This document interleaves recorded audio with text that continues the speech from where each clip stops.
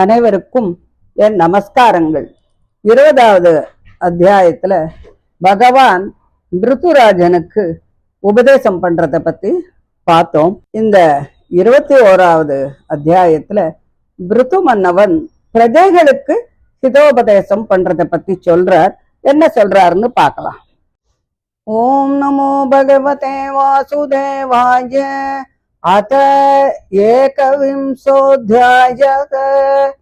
मैत्रेय उवाच मौक्तिकैः कुसुमस्रग्भिः दुकूलैः स्वर्णतोरणैः महासुरभिर्धूपैः मण्डितं तत्र तत्र वै चन्दनाभुरुतो याद्र रत्या चत्वरमार्गवत् पुष्पाक्षतफलैस्तोक्मैः लाजैरर्चिर्भिरर्चितं सौवृन्दैः कदलीतम्बैः पूगपोधैः परिष्कृतं तरुपल्लवमालाभिः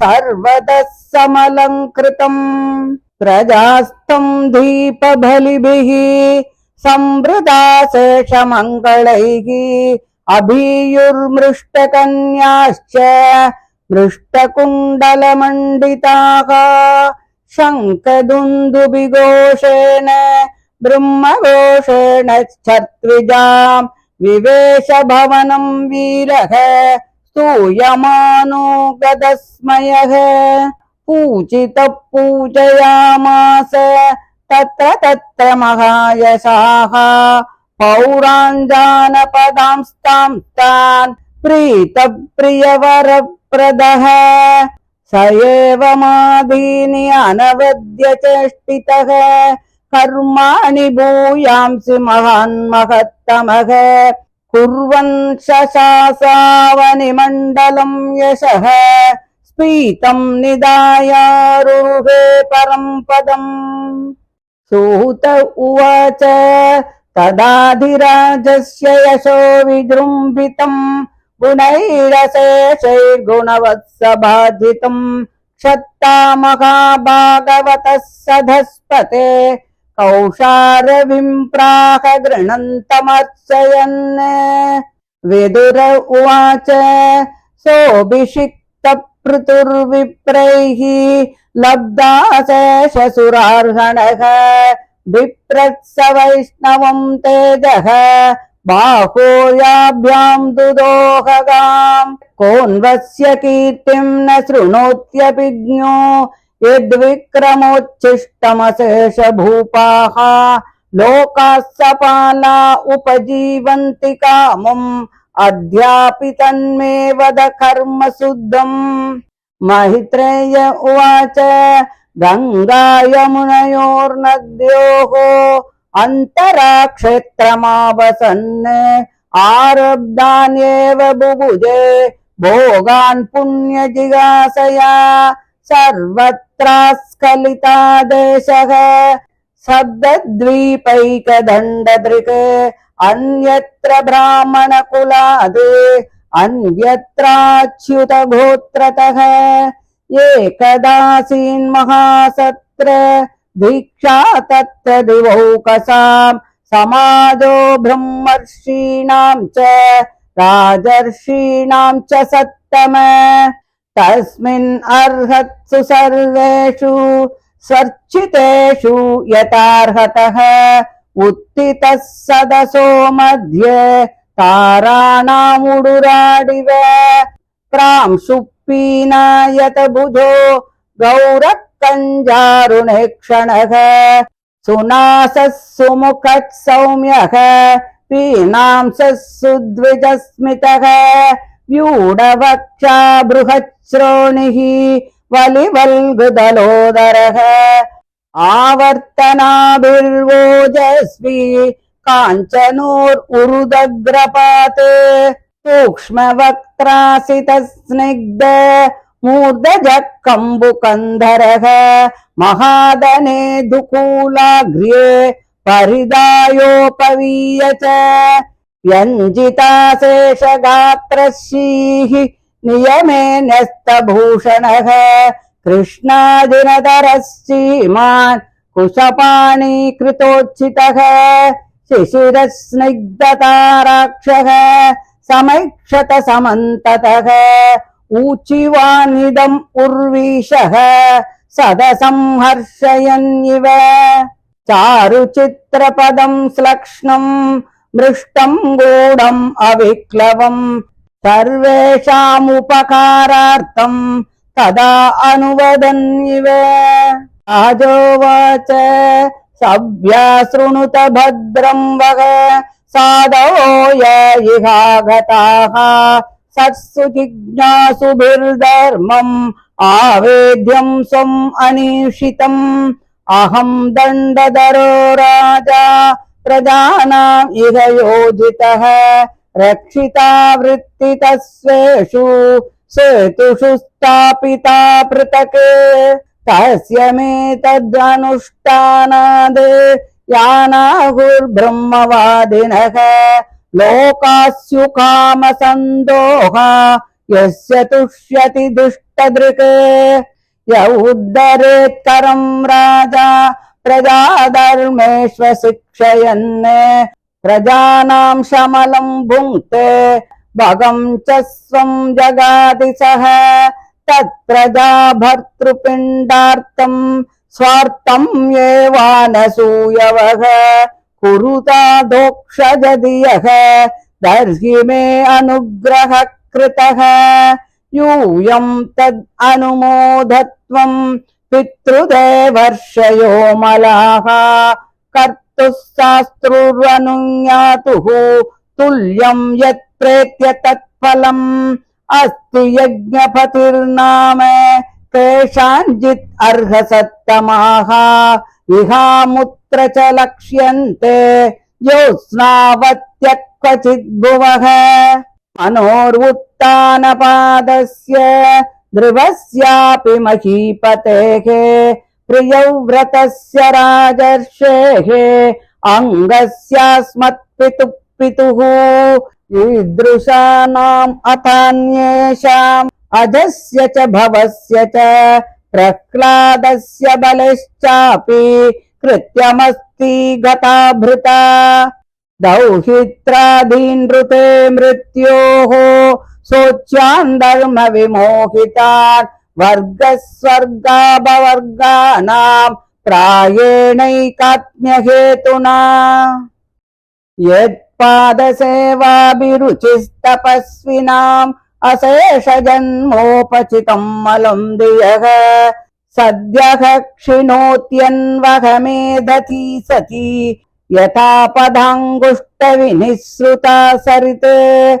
विनिर्दुताशेषमनोमलपुमान् असङ्गविज्ञानविशेषवीर्यवान् यद्दङ्घ्रिमूले कृतकेतनः पुनः न संसृतिम् क्लेशवहाम् प्रपद्यते तमेव यूयम् भजतात्मवृत्तिभिः मनोवचः कायगुणैः स्वकर्मभिः अमायिनः कामधुगाङ्घ्रिपङ्कजम् यथाधिकारावसितार्थसिद्धयः असौ इहानेकगुणो गुणोद्वरः पृथग्विदद्रव्यगुणक्रियोक्तिभिः सम्बध्यतेऽर्थाशयलिङ्गनामभिः विशुद्धविज्ञानगणस्वरूपतः प्रदानकालाशय धर्मसङ्ग्रहे शरीरयेष प्रतिपद्य चेतनाम् क्रियाफलत्वेन विभुर्विभाव्यते यथा नलो दारुषु तद्गुणात्मकः अहो ममामि वितरन्त्यनुग्रहम् हरिम् गुरुम् यज्ञभुजाम् अधीश्वरम् स्वधर्मयोगेन यजन्ति मामका निरन्तरम् क्षोणितले दृढव्रताः मा जातु ते च प्रभवेन्महर्दिभिः तितिक्षया तपसा विद्यया च देदीप्यमाने अजितदेवतानाम् कुलेष्वयम् राजकुलाद्विजानाम् ब्रह्मण्यदेव पुरुषः पुरातनो नित्यम् हरिर्यच्छरणाभिवन्दनात् अवापलक्ष्मीम् अनपायिनीम् यशो जगत्पवित्रम् च महत्तमाग्रणीः यत्सेवया शेषगुहाशयस्वराडे विप्रप्रियस्तुष्यति काममीश्वरः तदेव तद्धर्मपरैर्विनीतैः सर्वात्मना ब्रह्मकुलम् निषेव्यताम् पुमान् लभेतानतिवेलमात्मनः प्रसीदतो अत्यन्तसमं स्वतः स्वयम् यन्नित्यसम्बन्धनिषेवया ततः परम् किमत्रास्ति मुखम् हविर्भुजाम् अस्नात्यनन्तः खलु तत्त्वकोविदैः श्रद्धाहुतम् यन्मुखयुज्यनामभिः न वै तथा चेतनया बहिष्कृत हुतासने पारमहंस्य पर्यगुः यद्ब्रह्म नित्यम् विरजम् सनातनम् श्रद्धा तपो मङ्गलमौन संयमैः समाधिनाभिप्रतिहार्तदृष्टये यत्रेदमादस्यैवावभासते तेषामहम् पादसरोजरेणुम् आर्यावहेयादिकिरीटमायुः यम् नित्यदाभिव्रत आसु पापम् न स्यत्यमुम् सर्वगुणा भजन्ति गुणायनम् शीलधनम् कृतज्ञम् वृद्धाश्रयम् संवृणतेनु सम्पदः प्रसीदताम् ब्रह्मकुलम् गवाम् च जनार्दनः सानुचरश्च मह्यम् मैत्रेय उवाच इति ब्रुवाणम् नृपतिम् पितृदेवद्विजातयः तुष्टुर्हृष्टमनसः साधुवादेन साधवः पुत्रेण जयते लोकान् इति सत्यवती श्रुतिः ब्रह्मदण्डहतः पापो यद्वेनोत्यतरत्तमः हिरण्यकशिपुश्चापि भगवन्निन्दया तमः विविक्षुरत्यघात्सूनोः प्रह्लादस्यानुभावतः वीरवर्यपितप्रीत्याः समासञ्जीव शाश्वतीः यस्ये दृश्यच्युते भक्तिः सर्वलोकैकभर्तरी अहो वयम् व्यद्यपवित्रकीर्ते त्वयैव नाथेन मुकुन्दनाथाः य उत्तमश्लोकतमस्य विष्णोः ब्रह्मण्यदेवस्य कथाम् व्यनक्ति नाद्यद्भुतम् इदम् नाथ तवाजीव्यानुशासनम् प्रजानुरागो महताम् प्रकृतिः करुणात्मनाम् अद्य नस्तमसः पारः तयोपासात् इतः प्रभो भ्राम्यताम् नष्टदृष्टीनाम् कर्मभिर्दैव संगितैः नमो विवृद्धसत्त्वाय पुरुषाय महीयसे यो ब्रह्मक्षत्रमाविश्य बिभर्तीदम् स्वतेजसा इति श्रीमद्भागवते महापुराणे पारमहंस्यां संहितायां चतुर्थस्कन्धे एकविंशोऽध्यायः। श्रीहरये नमः श्रीहरये नमः श्रीहरये नमः। गोपिका जीवनस्मरणं गोविन्द गोविन्द। மைத்ரேயர் சொல்றார், பட்டணத்து ஜனங்கள்லாம் மன்னன் வரப்போறான் அப்படின்னு தெரிஞ்சுண்டு வாசனை தண்ணீர்களை எல்லாம் தெளிச்சு புஷ்பம், அக்ஷதை, பழம், பொரி, தீபம் போன்ற மங்கள வஸ்துக்களை எல்லாம் அமைச்சு கொலையோடு வாழை மரங்களை எல்லாம் கட்டி பாக்கு மரங்களை எல்லாம் கட்டி பல அலங்காரங்களெல்லாம் பண்ணி வச்சா. இப்படி பல அலங்காரங்கள்லாம் பண்ணி அவெல்லாம் மன்னவனை எதிர்கொண்டு அழைக்க சென்றார்கள். பிருது மன்னவன் வந்திகளாலெல்லாம் துதி செய்யப்பட்டு கொஞ்சம் கூட கர்வமே இல்லாம சங்கு, துந்துபி முதலிய வாத்தியங்களோடும் ஜனங்களாலும் பலவிதமாக பூஜிக்கப்பட்டு தானும் அவர்களுக்கு வெகுமதிகளை எல்லாம் கொடுத்து பல வரங்களையும் கொடுத்து கொண்டே தன்னுடைய இருப்பிடத்திற்கு போனான். பூமண்டலத்தை எல்லாம் ரொம்ப நாளைக்கு பாதுகாத்துண்டு இந்த உலகத்துல பெரும் புகழ நாட்டி கடைசியில வைகுண்டலோகம் போய் சேர்ந்தான். கடைசியில ஒரு நாளைக்கு எல்லாரும் போக வேண்டிய இடம் அதுதான். இப்படி பிருத்துவனுடைய புகழை மைத்ரேயர் சொல்ல கேட்ட அந்த விதுரர் பகவானிடத்துல ரொம்ப பக்தி உடையவர் இல்லையா அவர். அதனால இந்த சரிதத்தை சொன்ன மைத்ரேயரை பூஜை பண்ணி அவரை பார்த்து, மகரிஷி, பிருத்து மன்னவன் பிராமணர்களால் அபிஷேகம் செய்யப்பட்டதையும் அவன் சமஸ்த தேவதைகளாலும் பூஜிக்கப்பட்டதும் அவன் தன் புஜங்களில் விஷ்ணுவின் தேஜஸ் நிலைக்கப்பட்டு அதனால் பூமியை கறந்ததையும் சொன்னேள். அதுக்கு மேல என்ன நடந்தது அப்படின்னு சொல்லி கேட்கிறார். இந்த மன்னவன் தன்னுடைய பராக்கிரமத்தினால் சம்பாதித்து அனுபவிக்காத போகங்கள் எதுவுமே இல்ல. இப்பொழுது ராஜாக்களும் இந்திரன் முதலிய லோகபாலர்களும் அதுல துளியே அனுபவிச்சுட்டு வரா. அப்படிப்பட்ட அந்த மகானுபாவனுடைய சரிதத்தை எனக்கு நீங்க சொல்லணும் அப்படின்னு கேட்கிறார். மைத்ரேயரும் அத சொல்றதுக்கு ஆரம்பிக்கிறார். அந்த பிருத்து மன்னவன் கங்கா யமுனை நதிகளினுடைய இடைப்பட்ட பிரதேசமான பிரம்மாவர்த்தம் என்னும் கஷேத்திரத்துல வாசம் பண்ணிண்டு முன் செய்த கர்மங்களுக்கு பலனான பல போகங்களை எல்லாம் அனுபவிச்சுண்டு வந்தான். அவனுடைய கட்டளைய யாருமே மீறல. தடைபடாத கட்டளையாக எல்லா இடத்திலையும் செயல்பட்டு வந்தது. 7 தீவுகளையுமே அவன் ஒருவனே அதிகாரம் பண்ணிட்டு வந்தான். அவன் பிராமணர்களையும் பகவானிடத்தில் பக்தி உடையவர்களிடத்திலும் தன்னுடைய அதிகாரத்தை செலுத்தாம அவளெல்லாம் ரொம்ப பிரீத்தியோடு பாராட்டிண்டு வந்தான். ஒரு சமயம் அவன் மகாசத்திரம் அப்படிங்கிற ஒரு யாகம் செய்யறதுக்காக தீட்சை எடுத்துட்டான். அந்த யாகத்துல தேவதைகளும் பிரம்ம ரிஷிகளும் தேவர்ஷிகளும் எல்லாரும் வந்து கூடினா. அந்த சபையில நட்சத்திரங்களுக்கு நடுவுல ஒரு சந்திரன் இருந்தா எப்படி இருக்குமோ அப்படி அந்த ராஜன் ஜனங்களுக்கு இடையில எழுந்து நின்னான்.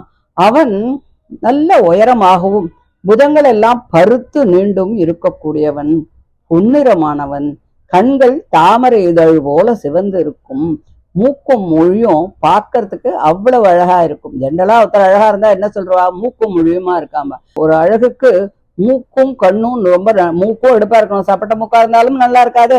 சோ அதனால மூக்கும் மொழியும் மிக அழகாக இருந்தது. பருத்த அழகிய தோள்களை உடையவன், அழகிய பற்களும் அழகிய புன்னகையும் அமைந்தவன், அகன்ற மார்பு, பருத்த நிதம்பம் உடையவன். அவனது உதரம் அரச இலை போல 3 மடிப்போடு அழகாக இருக்கும். தொப்புள் நீர்ச்சுழி போல இருக்கும். அவன் மகா தேஜஸ்வி, பொன்னிறமுள்ள துடைகளும் உயர்ந்த பாதங்களும் கருத்து சுருண்ட தலைமயிர்களும் சங்கு போன்ற கழுத்தையும் உடையவன். அவன் விலை உயர்ந்த வெண்பட்டு ஆடை உடுத்து மற்றொன்றை உத்தரியமாக அணிந்து கொண்டு யாக தீட்சைக்காக ஆபரணங்கள் எதுவுமே அணியாமல் மாந்தோல் உடுத்திக்கொண்டு கையில் பவித்திரம் அணிந்து காலை கடன்களை முடித்துக்கொண்டு நாற்புறமும் சுற்றி பார்த்து எல்லோரையும் சந்தோஷப்படுத்திக் கொண்டு செவிக்கு இனிய அழகிய பதங்களும் தெளிந்த பொருள்களும் ஆழ்ந்த கருத்தும் அமைந்த இலக்கண பிழை ஏதும் இல்லாத வாக்கியத்தை அழகாக பேச ஆரம்பித்தான். பிருத்துராஜன் சொல்றான், இந்த சபையில் வந்திருக்கக்கூடிய சாதுக்களே, நீங்கள் எல்லோரும் நான் சொல்வதை கொஞ்சம் கேளுங்கள், உங்களுக்கு நன்மை உண்டாகும். தர்மத்தை தெரிந்து கொள்ள விரும்பினால் தனது நெஞ்சில் பட்டதை பெரியோர்களிடம் விண்ணப்பம் செய்து அவர்கள் மூலமாக அதை தெரிந்து கொள்ள வேண்டும். நான் பிரஜைகளுக்கு தண்டனை விதிக்கவும் அவர்களுக்கு ஜீவனம் கற்பித்துக் கொடுக்கவும் தங்களுடைய வர்ணாசிரமங்களுக்கு உரிய தர்ம மரியாதைகளில் தவறாது நடத்தவும் பகவானால் ஏற்படுத்தப்பட்டவன். தர்ம நெறி தவறாமல் பிரஜைகளை பாதுகாக்கும் மன்னவன் விஷயத்தில் கர்ம சாட்சியான அந்த சர்வேஸ்வரன் சந்தோஷமடைந்து மோட்சத்தையும் கொடுப்பான். வேதவாதிகளான பெரியோர்கள் அந்த மன்னவனுக்கு விருப்பங்களை எல்லாம் தரக்கூடிய எந்தெந்த புண்ணிய லோகங்கள் உண்டாகும் என்று சொல்கிறார்களோ அவையெல்லாம் உண்டாகும் என்பதில் சந்தேகமே இல்லை. எவன் பிரஜைகளை தர்மத்தின் வழி நடத்தாமல் அவர்களிடத்திலிருந்து கப்பத்தை மட்டும் வாங்கிக் கொள்கிறானோ அவன் பிரஜைகளுடைய பாபத்தை பெறுவது மட்டுமின்றி தன்னுடைய சகல ஐஸ்வர்யத்தையுமே இழந்து விடுவான். ஆகையினால் என்னுடைய பிரஜைகளே, உங்களை பாதுகாக்கும் பிரபுவாகிய என்னுடைய பரலோக ஹிதத்தின் பொருட்டு உங்கள் பிரயோஜனத்தை கைகூட்டி வைக்கும் வர்ணாசிரம தர்மத்தை நீங்கள் அனுஷ்டிப்பீர்களாக. அதுவே நீங்கள் எனக்கு செய்யும் அனுக்கிரகம். பித்ருக்களே, தேவதைகளே, ரிஷிகளே, நிர்மலமான நீங்கள் என் கட்டளையை ஏற்றுக்கொள்வீர்களாக. தர்ம காரியத்தை செய்கின்றவனுக்கும் அதை தூண்டுகின்றவனுக்கும் அதற்கு அனுமதி தருகின்றவனுக்கும் பரலோகத்தில் பலன் நிச்சயம் உண்டு. சிலரின் அபிப்பிராயத்தில் ஈஸ்வரனே இல்லையாகையால் புண்ணிய பாபங்களும் பரலோக சிந்தையும் இல்லவே இல்லை என்று நாஸ்திகர்கள் சொல்கிறார்கள். இருந்தாலும் அது ஒரு பொருட்டல்ல. யஜ்ஞங்களால் ஆராதிக்கப்படுகின்றவனும் அவற்றிற்கு பலன் கொடுப்பவனுமாகிய சர்வேஸ்வரன் என்பவன் ஒருவன் உள்ளான் என்று ஆஸ்திகர்கள் ஒப்புக்கொள்கிறார்கள். இவ்வுலகத்திலும் பரலோகத்திலும் சில இடங்களில் வெளிச்சம் நிறைந்த விசித்திரமான போக பூமிகளும் விசித்திரமான சரீரமுடைய அவற்றை அனுபவிக்கும் புருஷர்களும் புலப்படுகிறார்கள். இது ஈஸ்வரனை தவிர வேறு யாருக்கும் பொருந்தாது. மனு, உத்தானபாதன், திருவன், பிரியவிரதன், எனது பாட்டனாகிய அங்கராஜன், பிரம்மதேவன், ருத்ரன், பிரகல்லாதன், பலி சக்கரவர்த்தி ஆகிய இவர்களும் இவர்களைப் போன்ற மற்றும் பலரும் ஈஸ்வரன் இருக்கிறான் என்று ஒப்புக்கொண்டவர்கள்தான். இவர்கள் அந்த பகவானால் பலன்களை அடைந்திருக்கிறார்கள்.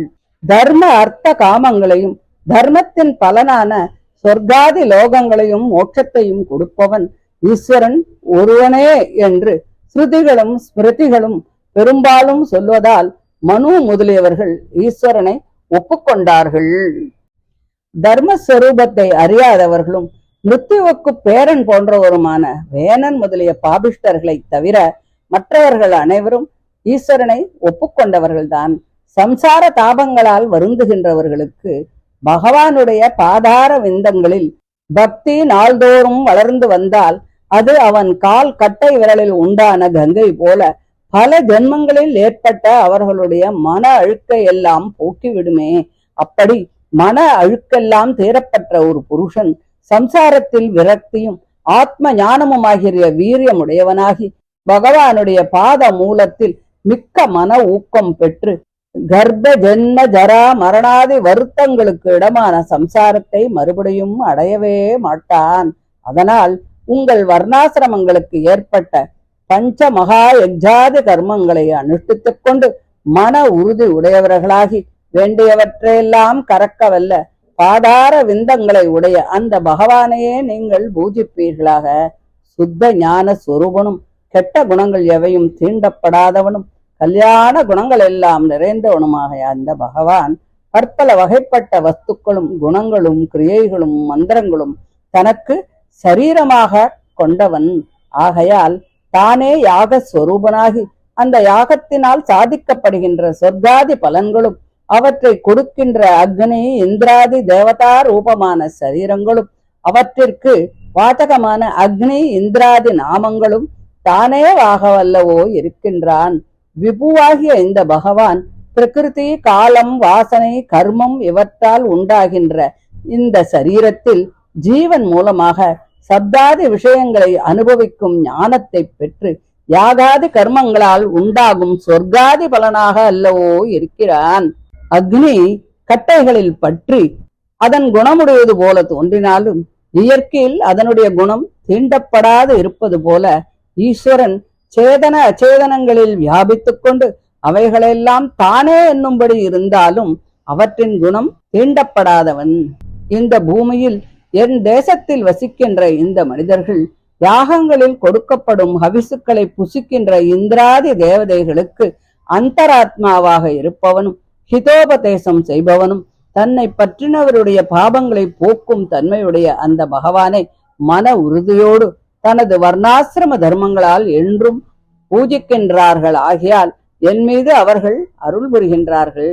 பல வகை சமிருத்திகளும் நிறைந்திருக்கின்ற மன்னவர்கள் மதிமயங்கி அக்னி போல் ஜொலித்துக் கொண்டிருக்கும் பகவானையே தேவதையாக உடையவருமாகிய பிராமணர் விஷயத்தில் அபராதப்பட்டு அழியாது இருப்பார்களாக. பிராமணர்களும் ஐஸ்வர்ய மதத்தினால் மதிமயங்கின க்ஷத்திரியர் விஷயத்தில் கோபம் கொள்ளாமல் அருள் செய்வார்களாக. பிராமணர்களை பணியும் தன்மையரான மனு முதலியவர்களுக்கும் தேவனும் புராண புருஷனுமாகிய சர்வேஸ்வரன் இந்த பிராமணர்களின் பாதார விந்தங்களை பணிவதால் என்றும் தன்னை விட்டு பிரியாத ஸ்ரீ மகாலட்சுமியும் ஜகத்தையெல்லாம் புனிதமாக்கும் புகழையும் பெற்று மேன்மையுள்ள பெரியோர்களுக்கு தலைவனுமாக இருக்கிறான். சமஸ்த பிராணிகளின் ஹிருதய குகையிலும் வாசம் செய்பவனும் கர்மத்திற்கு உட்படாத சுதந்திரனும் பிராமணர்களுக்கு அன்பனாகியுமாகிய இந்த ஈஸ்வரன் இந்த பிராமணர்களை பணிவோரிடத்தில் மிகுதியும் சந்தோஷம் அடைகிறான். அந்த பகவானுடைய முக மலர்ச்சியையே எதிர்பார்த்திருக்கும் பரம தர்மத்தில் மனம் ஊக்கமுடையவர்கள் அனைவரும் வணக்கத்துடன் மனம், வாக்கு, காயம் என்ற 3 காரணங்களையும் அடக்கிக் கொண்டு அந்த பிராமண குலத்தையே பணிந்து வருவது மிக மிக நல்லது. பிராமணர்களை என்றும் மாறாமல் பணிந்து வந்தால் எந்த பிரயத்தனமும் இல்லாமல் சீக்கிரத்திலேயே மனம் தெளியப்பெற்று சாந்தியை அடைவான். சாந்தி அடைந்தவனுக்கு எதுதான் அசாத்தியம்? யாகங்களில் ஹவிசை புசிக்கின்ற இந்திராதி தேவதைகளுக்கும் பிராமணர்களே முகமானதால் அவர்களை பணிவது அந்த இந்திராதி தேவதைகளையுமே பணிந்ததாகும். உண்மையை உணர்ந்த பெரியோர்கள் இந்திராதி தேவதைகளின் நாமங்களை சொல்லி பிராமணர்களின் வாய் மூலம் ஹோமம் செய்கின்ற ஹவிசை பகவானே புசிப்பது போல அச்சேதனமான அக்னியில் ஹோமம் செய்த ஹவிசை அவர் புசிப்பதில்லை. பகவான் ஞான நிஷ்டையில் இருக்கும் அந்தணர்களை என்றும் விட்டு பிரியாதவன். அவர்கள் வாய் மூலமாக சாப்பிடுவது அவனுக்கு மிகவும் பிரியமானது. இந்த ஜகத் சொரூபத்தையும் கண்ணாடி போல தெளிவாக காட்டக்கூடியதும் அனாதியுமான வேதத்தை ஸ்ரத்தை, தவம், ஒழுக்கம், மௌனம், இந்திரிய நிகிரகம், தியானம் ஆகிய இவைகளால் இவ்வுலகத்தில் மறக்காமல் தரித்து கொண்டு வருகிறார்கள்.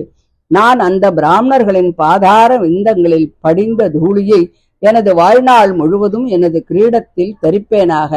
இதை என்றும் தரிக்கும் புருஷனுடைய பாபங்களெல்லாம் சீக்கிரத்தில் பறந்து போகும். சமஸ்த கல்யாண குணங்களும் இவனை தேடிக்கொண்டு வந்து அடைகிறது. இப்படி பிராமணர்களின் பாத தூளி படுதலால் நற்குணங்களுக்கு இருப்பிடமானவனும் பிறர் செய்த நன்றியை மறவாதவனும் பெரியோரை பணியும் தன்மை உடையவனுமாகிய அந்த மனிதனுக்கு சமஸ்த சம்பத்துக்களும் தானாகவே விரும்பி வந்து அடைகிறது. அத்தகைய பிராமணர்களும் பகவானும் மற்றும் உள்ள அவனுடைய பக்தர்களும் எனக்கு அருள் புரியட்டும் என்று பிருது சக்கரவர்த்தி சொன்னான். மைத்ரேயர் சொல்றார், இப்படி பிருது சொன்னதை கேட்டு பித்ருக்களும் தேவர்களும் பிராமணர்களும் அனைவரும் மிகவும் சந்தோஷமடைந்து நல்லது நல்லது என்று சொல்லி தந்தை பிள்ளையினால் உலகத்தையே சாதிப்பான் என்ற பழமொழி உண்மையாயிற்று. பிராமண சாபத்தினால் பாழடைந்த பாபிஷ்டனான அந்த வேணனும் அவனுடைய பிள்ளையாகிய உன்னால் நரகத்தை கடந்து விட்டான். ஹிரண்யகசிபு பகவானை பழித்ததால் நரகத்தை அடைய வேண்டி இருந்தாலும் கூட தன் புதல்வனாகிய பிரஹ்லாதனுடைய மகிமையால் அந்த நரகத்தையே கடந்தான். பூமண்டலத்துக்கெல்லாம் தந்தை போன்ற நீ பல ஆண்டுகள் வாழ்ந்திருப்பாயாக. உனக்கு சர்வலோக ரட்சகனாகிய அந்த பகவானிடத்தில் இப்படிப்பட்ட பக்தி உண்டாயிருக்கிறதே. நீ நெடுநாள் மன்னவனாக இருந்தால் உனது சம்பந்தத்தினால் பிரஜைகளெல்லாம் பகவானிடத்தில் மிகுந்த பக்தி உண்டாகப் பெற்று கடை தேர்வார்களே. பிராமணர்களை பாதுகாக்கும் தேவனும் உத்தம ஸ்லோகர்களில் சிறந்தவனுமாகிய ஸ்ரீ மகாவிஷ்ணுவின் கதைகளை சொல்லுகின்ற உன்னை நாதனாக பெற்ற நாங்கள் இப்பொழுது உன் சம்பந்தத்தினால் மோட்ச பிரதானனான அந்த பகவானுக்கு தொண்டு செய்து அவனையே நாதனாக பெற்றோம். நாதா, நீ எங்களுக்கு நல்ல வழியில் நடக்கும்படி கற்பிப்பது ஒரு ஆச்சரியமில்லை. மன இரக்கமே இயற்கையாக பெற்ற பெரியோர்களுக்கு பிரஜைகளில் பிரீத்தி உண்டாவது இயற்கை தானே. பிரபு, ஞானம் என்னும் கண்ணை இழந்து கர்மங்களால் சம்சாரத்தில் உழல்கின்ற எங்களை நரகத்திலிருந்து கரையேற்றினாயே. பிராமண குலத்தில் ஆவேசித்து க்ஷத்திரிய குலத்தையும், க்ஷத்திரிய குலத்தில் ஆவேசித்து பிராமண குலத்திலும், அவ்விரண்டிலும் ஆவேசித்து இவ்வுலகத்தையும் பாதுகாப்பவனும் ரஜஸ் தமசுக்கள் தீண்டாத சுத்த சத்துவமே வடிவாக இருக்கப்பட்டவனும் பரம புருஷ சுரூபமாகிய உனக்கு நமஸ்காரம் என்று சொன்னார்கள் என்று சொல்லி இந்த 21வது அத்தியாயம் முடியறது. இதை தொடர்ந்து சனத்குமாரர்கள் பிருதுவுக்கு ஞானோபதேசம் செஞ்சதை பத்தி சொல்றார். அத நம்ம அடுத்த 22வது அத்தியாயத்துல பார்க்கலாம். தேங்க்யூ.